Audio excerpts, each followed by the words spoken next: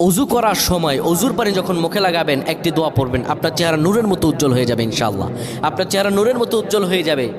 চেহারা থেকে ব্রণ, মেস্তা, কালো দাগ সহ যাবতীয় সমস্যাগুলো আল্লাহ তাআলা দূর করে দিবেন এবং আপনার রিজিকে বরকত হবে ইনশাআল্লাহ।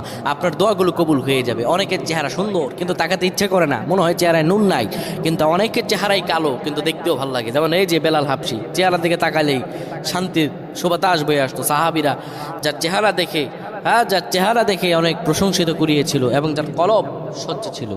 প্রিয় ভাইরা আমার, অজু যখন আপনি করবেন, অজুর পানিতে যখন আপনার চেহারা ভিজাবেন, তখন অজুর পানিতে আপনি এই দোয়াটা 3 বার পরে, দুরূদ শরীফ 3 বার পরে ফু দিবেন।